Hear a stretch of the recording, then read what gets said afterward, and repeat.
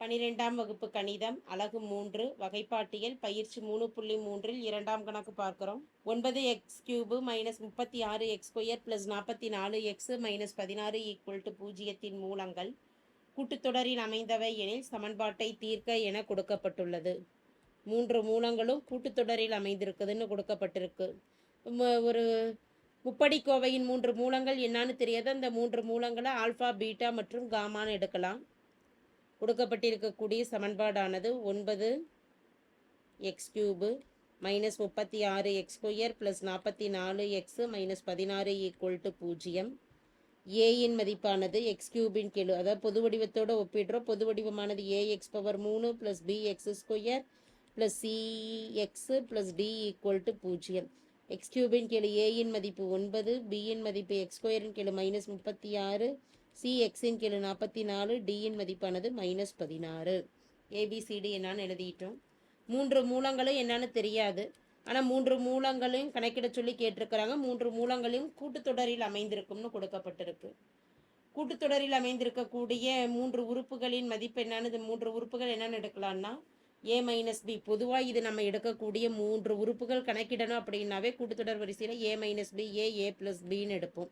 இங்கே ஏபிக்கு பதிலாக ஆல்ஃபா பீட்டான்னு எடுத்திருக்கிறோம். எனவே 3 மூலங்கள் முறையே alpha - beta, alpha, alpha + beta என்க. மூலங்களின் கூடுதலும் பெருக்கலும் கணக்கிடலாம். மூலங்களின் கூடுதலானது alpha - beta + alpha + alpha + beta = வலதுபுறம் -b/aன்னு இருக்கும். -bயின் மதிப்பானது -3, 36.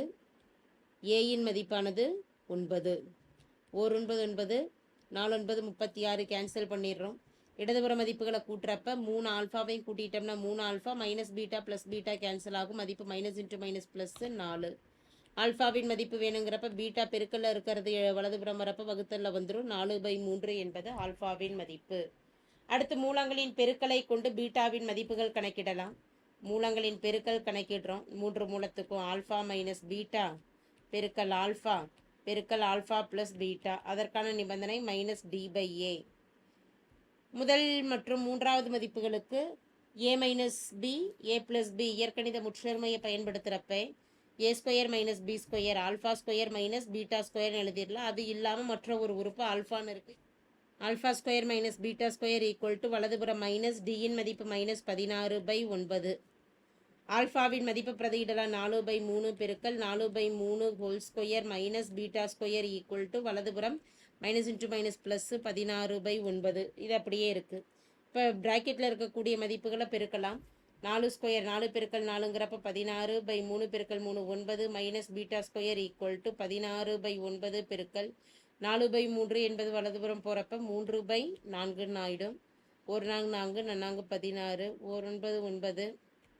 1 9 9, 1 3 9, 1 3 16/9 - பீட்டா² மதிப்பானது 14/3 கிடைத்துள்ளது. இப்போ -பீட்டா² மட்டும் இடதுபுறம் இருக்கட்டும். 4/3 + 16/9 வலதுபுறம் போகிறப்ப மைனஸ்ன்னு ஆகும். வலதுபுறம் 9க்கும் 3க்கும் மீசிமா எடுக்கிறப்ப பொதுவான டினாமினேட்டர் 9ன்னு வரும். முதல் மதிப்பு 3ஆல் பெருக்கிக்கிட்டால் 9ன்னு கிடைக்கும். 4 பெருக்கல் 3 12 -16. -பீட்டா² 12 - 16 -4/9 கேன்சல் ஆகிடும். மீதம் இருக்கக்கூடிய மதிப்புகள் பீட்டா² 4/9 which implies பீட்டா எனும் பொழுது வர்க்கமூலம் எடுத்துக்கிட்டோம்னா 4க்கு வர்க்கமூலம் எடுக்கிறப்ப 2, 3இன் வர்க்கமூலமானது 3. வர்க்கமூலம் எடுக்கிறப்ப ஒரு +or- கொடுத்து பீட்டா = +/-2/3ன்னு மதிப்பு எழுதிடலாம். இப்போ ஆல்ஃபா கணக்கிட்டுட்டோம், பீட்டா கணக்கிட்டுட்டோம். இனி ஒவ்வொரு மூலங்களும் என்னான்னு கணக்கிட வேண்டியது தான். முதல் மதிப்பு ஆல்ஃபா = 4/3 மற்றும் பீட்டா +2/3ன்னு எடுத்துக்கிட்டு மதிப்புகள் கணக்கிடலாம். எனில் மூலங்கள் ஆல்ஃபா - பீட்டா 4/3 - 2/3. ஆல்ஃபாவின் மதிப்பு 4/3. அடுத்து 4/3 + 2/3.